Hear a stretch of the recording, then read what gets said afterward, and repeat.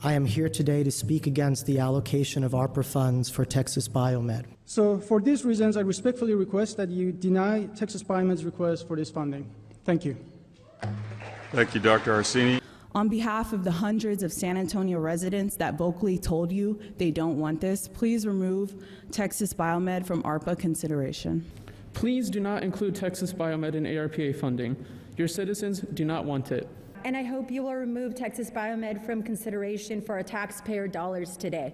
My name is Lauren Loney. I'm a licensed attorney in Texas, as well as the Texas State Director for the Humane Society of the United States. So my name is Stacy Sutton Kirby. I'm the Director of Government Relations at the Texas Humane Legislation Network.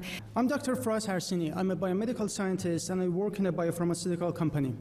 We develop therapeutics for cancers and infectious diseases, including COVID-19.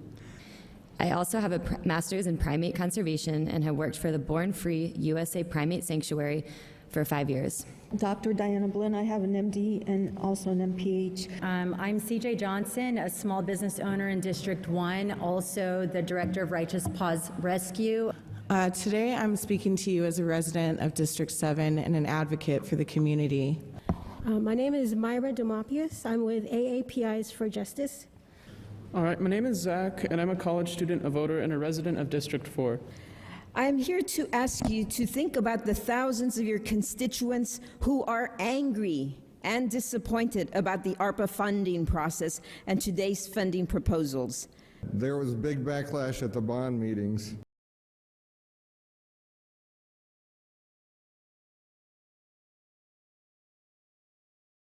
Overwhelmingly, the public speakers were opposed to the Texas Biomed Corporation, who was requesting 11 million city bond dollars. More than 75% of them were against giving money to Texas Biomed. But due to public outrage and criticism, they had to withdraw their application, likely because they would have been removed by the bond committee. In fact, the proposal to fund cruel animal testing in our city was the most contested item of the entire bond process. Mayor Nirenberg and council members, you are already aware of your community's opposition to allocating public funds to animal testing, and yet here we are again. They withdrew, and somehow they snuck back in. If Biomed is not good enough for public approval, why would the City Council attempt to circumvent public trust by pushing them ahead on the hopper, by giving them funding opportunities that local nonprofits here do not have? It feels this time citizens didn't get the chance to weigh in.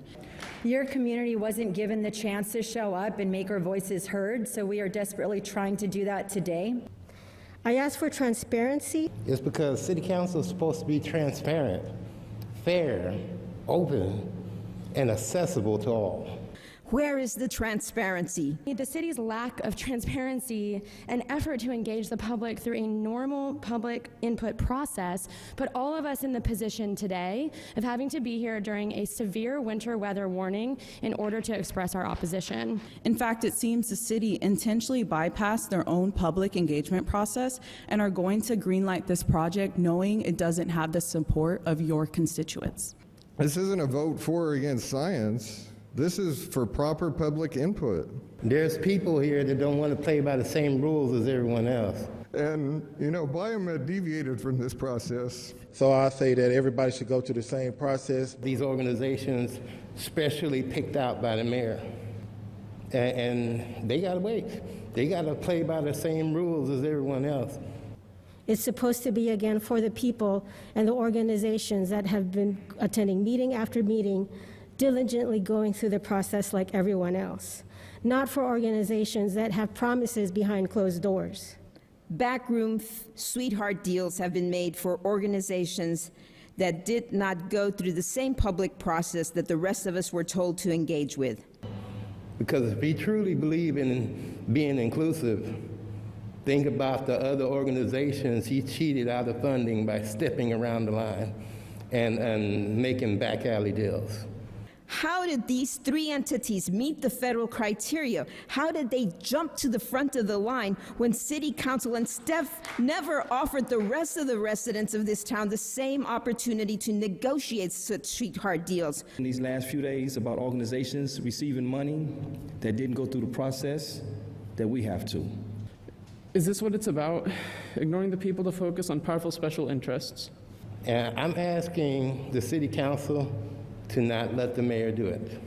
People don't know what's going on. This isn't right. We will remember this. If the staff's recommendations were truly based on community engagement, as they said last week, where in those 8 public ARPA meetings did it suggest the community wants this project to move forward? Not once was it even mentioned. You were elected not to make personal decisions. You were elected to give your constituents a voice. The community didn't have the money to hire a powerful lobbyist on our behalf. I love that nonprofits come and lobby me. I've been lobbied today, I'm going to get lobbied tomorrow. I am delighted that they come. And lobbying is a pejorative word, and it's used pejoratively. We don't have a members-only luxury club in Alamo Heights to raise millions of dollars.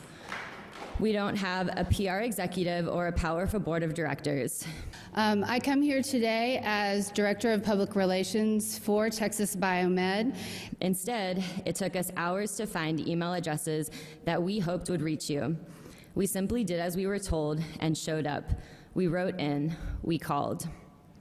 We are here again today, taking off work and traveling to City Council in the freezing rain, asking that you please restore public confidence in government transparency and remove Texas Biomed from ARPA funding.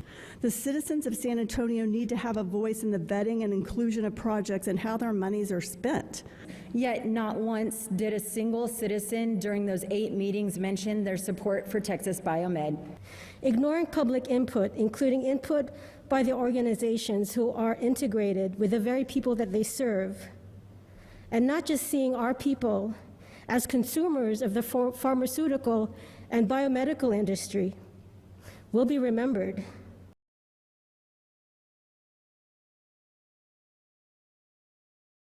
A state bill at the Texas legislature during the 2021 session, which would have allocated funds to Texas Biomed, was also failed to pass.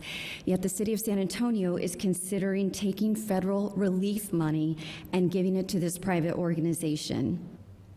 It's important to go back to what ARPA funding is truly for. I'm a retired lawyer. The point is what ARPA was meant to do, which is to help those people or businesses that were adversely affected by the pandemic. Biomed has not shown that at all. They are not qualified. In fact, they made money during the pandemic, and they're so happy about their Pfizer vaccine. How much money have they made from that? And whether there is a legal loophole in the ARPA rule to allow the city to do this, there is no doubt that allocating $10 million to a private organization with over $200 million in assets and which only experienced growth during the COVID-19 pandemic is neither an appropriate nor an effective use of this funding. According to their tax filings, Texas Biomed profited in the pandemic, with their total assets increasing by about $14 million. This ARPA money was given to us not to fix national issues. It was given to choose what we need here. And just, Biomed, great they're here, we're proud of it, but this money is not for them. I say that as someone who believes in science, who have received vaccines, but also as someone who has spent almost 2 decades as a grant manager. There is other funding available for organizations like Texas Biomed. The ARPA funding is supposed to be for the organizations that will struggle without it. It's hard. If it's hard for me, it's hard for a lot of people, really hard. So I need you guys to really see us.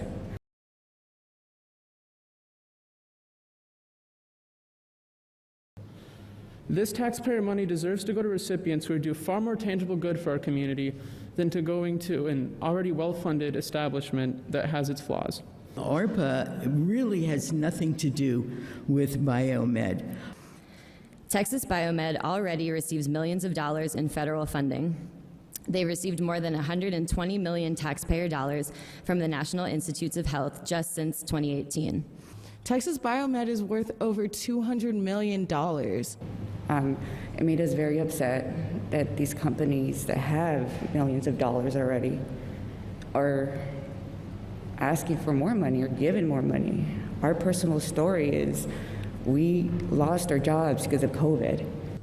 This company is very well funded, and they paid their CEO $650,000 in 2019. Much of the district students and households live in poverty. In fact, 90% of all of our students are economically disadvantaged. Emergency funds belong to the community, not a multi-million-dollar private organization that's profiting greatly right now. Organizations like Biomed have other funding available for them. A private company should not be granted ARPA funds to fuel their expansion. Also, needless to say, that COVID severely impacted communities of color, particularly those of us in poverty. We're asking for at least 2% or 3% of all of these funds to be made available to fight the community crime intervention. As chair-elect for the San Antonio Hispanic Chamber of Commerce, what I've heard today was there's a lot of people that need help, and the people aren't looking for a handout, they're looking for a hand up. People want to work, and we want to give them the opportunity. I've been impacted by seeing the homelessness rise in my communities. Biomed want all this money to build cages for animals, right? A slaughterhouse.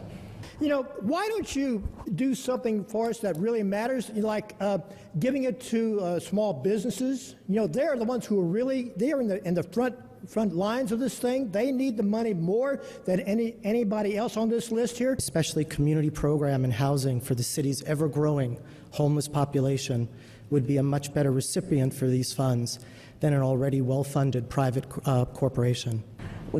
We're asking for more assistance in the housing. And let me ask you, does a salary of $650,000 in 2019 for the Texas Biomed CEO sound like a nonprofit?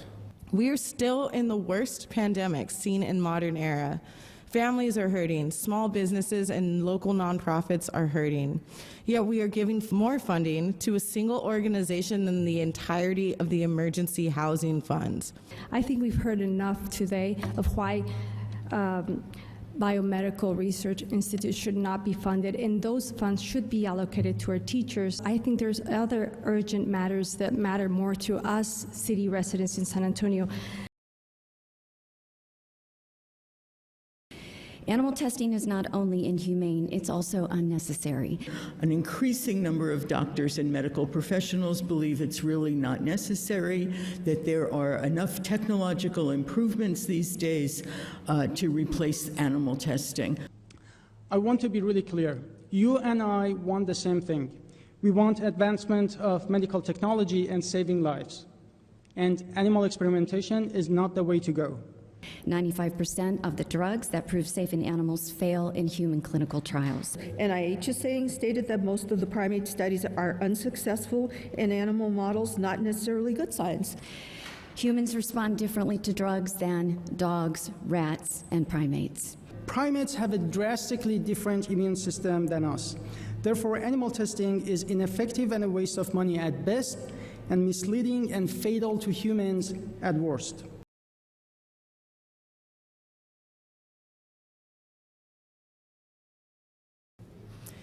Many doctors and researchers have spoken to you today about the benefits of this research. I think it's quite telling that all of these speakers have a direct interest in receiving these funds, whether as employees of Texas Biomed or researchers affiliated with them. I'm John Hayner, Chief Technology Officer for Texas Biomed. Hello, my name is Bruce Edwards, and I am the Chief Financial Officer at Texas Biomed.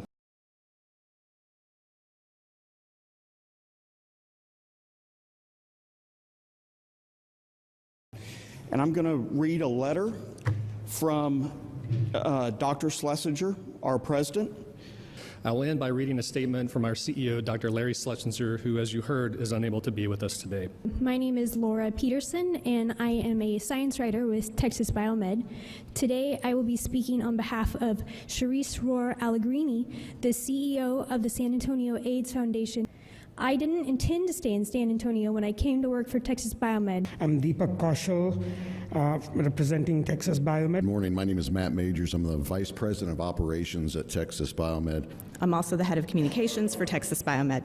I'm the President and COO of the Texas Research and Technology Foundation.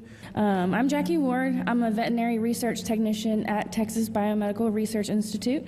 I come here today as Director of Public Relations for Texas Biomed. I'm reading a letter today from former San Antonio Mayor Henry Cisneros, former HUD Secretary. He's part of our board, and he couldn't be here today. An honor for the past 6 years to serve as the board chair of Texas Biomedical Research Institute. Texas Biomed has been a leader in the scientific community, and I've been fortunate to work there for over 20 years. So my name is Pam Futch. I'm an accountant.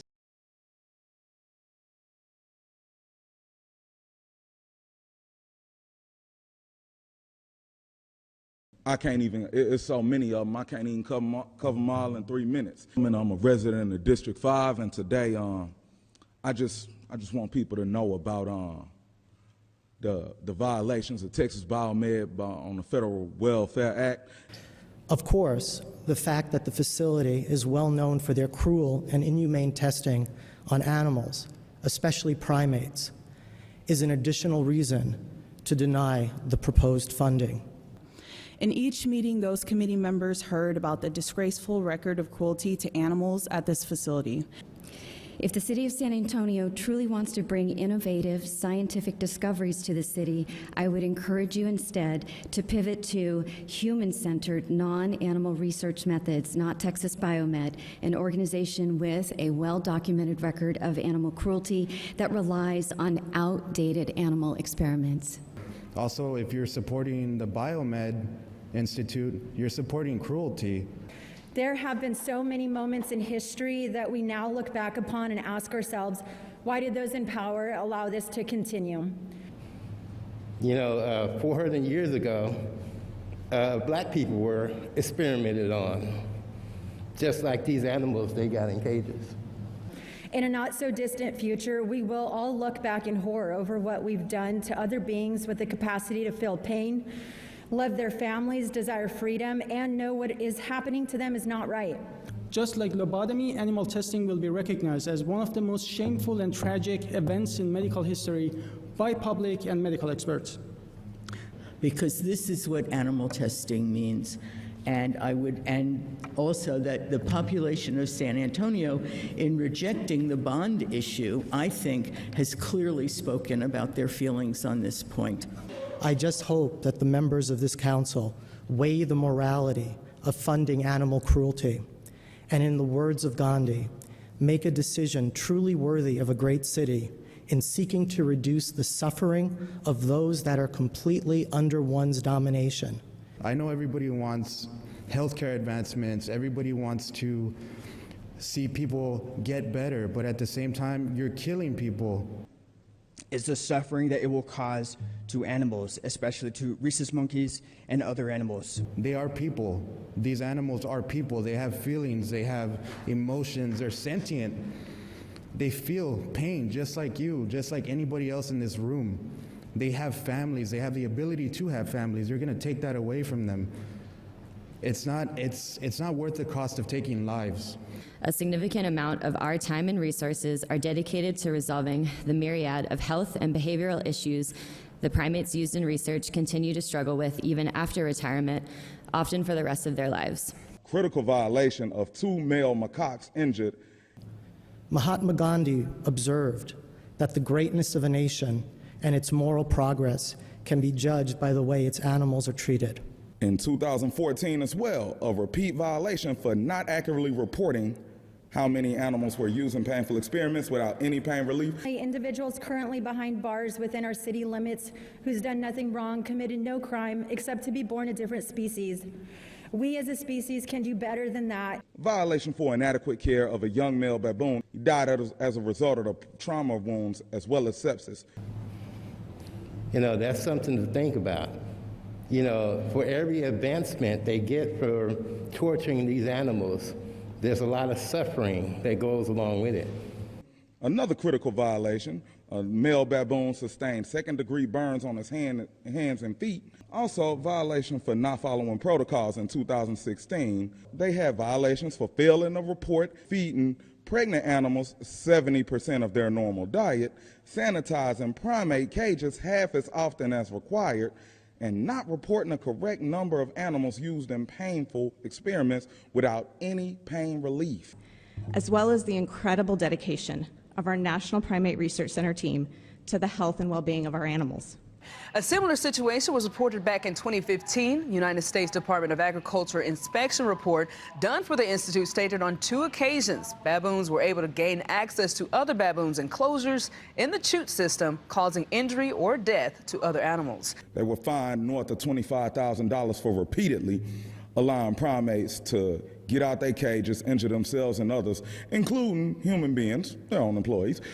Also, violation for not following protocols in 2016, specifically on 2 protocols where experimenters used more animals than they were approved to use, and on another, the criteria for euthanasia was not approved. You know, that don't sound like good animal welfare to me, just saying. And this team has done an exceptional job of keeping our animals safe, our laboratories as up-to-date as possible, and our high containment laboratories extremely safe. First, it's a threat to our public safety. Remember when Texas Biomed almost started a pandemic, when primates escaped their facility in 2012 and again in 2018? Monkeys on the run. We are learning more about the escape of 4 baboons from a local research facility this weekend. Officials at the Texas Biomedical Research Institute detailing how the primates were able to climb the wall of their enclosure. Violation for inadequate care of a young male baboon identified only as number 30938. He died as a result of the trauma wounds as well as sepsis. He had been put in a new cage with many male baboons 3 weeks prior, and while observation forms said nothing about his injuries at the time of his death, it was noted that he was emaciated, had multiple scabs from bite wounds on his body, and had a large abscess on his leg and ankle. He never received treatment for any of these injuries. Texas Biomedical and the Primate Center on campus want the best care staff for our animals, and there's proof. This lab has failed to look after thousands of animals in its care, resulting in documented deaths and injuries over the past couple years by their own documentation. New details on an escape involving 4 baboons at the Texas Biomedical Research Institute over on the west side. At least one of them even caught on the road. In fact, the USDA has fined Texas Biomed for 3 violations of the Animal Welfare Act due to their failure to protect the public from the animal escapes. And he was pretty big. But this baboon Janelle Bowden saw on her way to the store is only one of 4 that escaped the Texas Biomedical Research Institute, a facility that conducts research on chronic and infectious diseases. And then darted into the bushes, and these guys are frazzled. They are freaking out. But she is a little concerned at the fact that, you know, they had medical masks on, and it's a wild animal. It's a monkey, let alone. And, you know, you want to know what they're doing is safe. We experienced an unprecedented winter storm and lose efficiency and days of cold weather that caused animals to get restless and move between their indoor and outdoor caging. While people across Texas were huddled together in their homes with their families, our team members were huddled together at the Institute to ensure we stayed operational. We did not suffer one loss during the extreme winter storm of last year and continue to prioritize optimal care for our primates during the challenges we have faced with the continued temperature lows this year.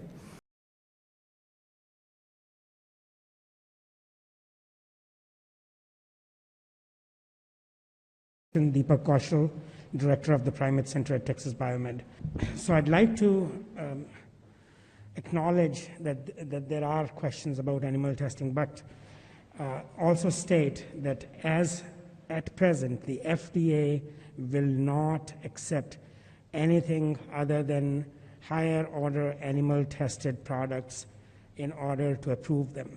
And much of their research isn't even required by the FDA, but is exploratory in nature only.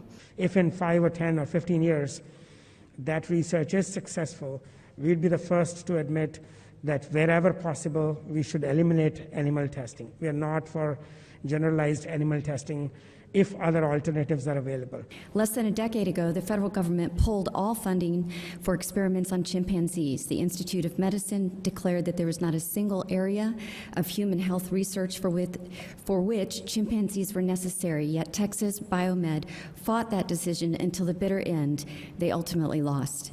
Now the facility is trying to hold on to federal funding to conduct experiments on animals who are even less genetically similar to humans. Many developed countries and even the NIH are phasing out various forms of animal testing. In 2013, Harvard University closed their primate testing facility because it was viewed as a bad, non-strategic investment. As a biomedical expert and a resident of Texas, it is my responsibility to warn you and explain why funding Texas Biomed's animal research is a high-risk, low-return investment from a scientific perspective. High-risk, low-return. Texas Biomed only used 30% of their current primate population for experiments in 2020, with the rest of those animals being warehoused and used for breeding purposes.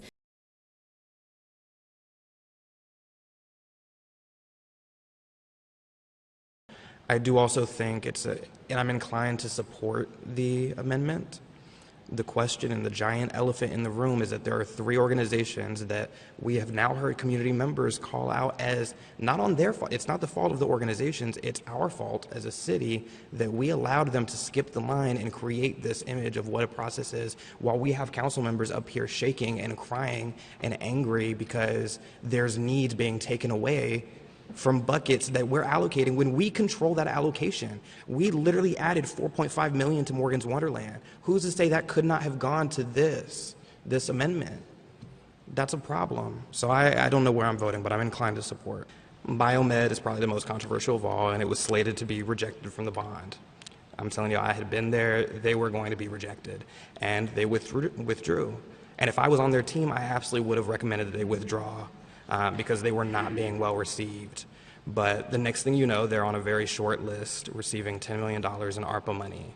And how can we stand up here and say that it doesn't seem shady and that it doesn't cast doubt on and discredit the very real public engagement that we did conduct? When it comes to high-profile contracts in these huge amounts, there would usually be blackout periods on lobbying, and we have definitely been lobbied, so this process feels like a loophole. I love that nonprofits come and lobby me. I've been lobbied today, I'm going to get lobbied tomorrow. I am delighted that they come. I've been lobbied by a lot of nonprofits over the last 5 years. I've been lobbied by nonprofits with regards to this funding package. Thank you, Councilmember Pelaez. Sir, you're going to need to sit down. Okay, sir, if you cannot keep order in the room, I'm going to have you escorted out. I'll ask you one more time, sir, to take a seat and quiet down so we can continue our business. Otherwise, you will be escorted out. All right. Can we have some order restored, please? We're going to move on. Since the last meeting, we also saw increases of over $5 million to these organizations, and it will never cease to amaze me that when we ask for increased funding for our most marginalized, just as was just done, and in previous meetings, we're asked, where are you going to get that money from? But we never struggle to find more money for lobbyists and these large organizations that are well connected. We never struggle. And I believe that these organizations should go through a process just like the rest of them. I believe each of them probably has the support of 9 or 10 members, if not the whole council. And if each of them can stand on their own merit, they do not need this shortcut. And I think that would build public trust again. So in an effort to restore public trust in this process, I'm going to make a motion. Mayor, I move to separate the following projects from the proposed spending framework for the purpose of being considered individually. 1, Texas Biomedical Research Project, a proposed $10 million allocation. 2, EduCare Texas A&M Project, a proposed $6 million allocation. And 3, Morgan's Wonderland Project, a proposed $15 million allocation. All right, so the discussion will be on separating the three requests, or the 3 recommendations, EduCare, Texas Biomed, and Morgan's Wonderland, out of item 4. Any discussion on that? All right, Councilmember Courage. I'm a nay. Councilmember Cabello-Haverda. Nay. Nay? Nay. Motion fails. We'll continue on with the discussion now. Can I use the rest of my time? I won't chime back in. I just want to let it be done. Go ahead. Thank you. So I just want to end by saying that we're in a very sensitive time right now, and in public housing communities, we have 8,691 individuals at risk of eviction and houselessness. In other affordable housing communities, we have about 4,053 individuals at risk of eviction and houselessness. That's roughly $4.6 million in need as of a few days ago. Our current plan does not explicitly seek to stabilize, help us recover, or stop the impending eviction and houseless crisis.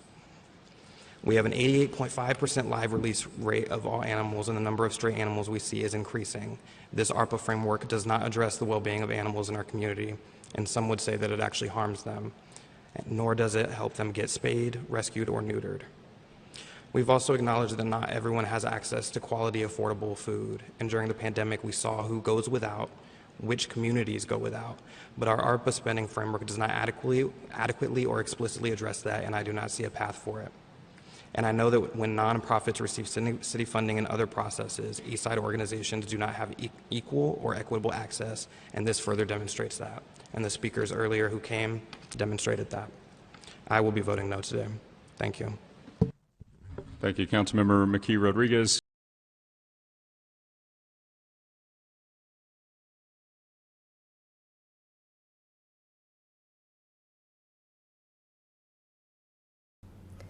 Please show the families and individuals, seniors, youth, and houseless persons in San Antonio that our voice matters by ensuring that all organizations allocated funding will go through the same process.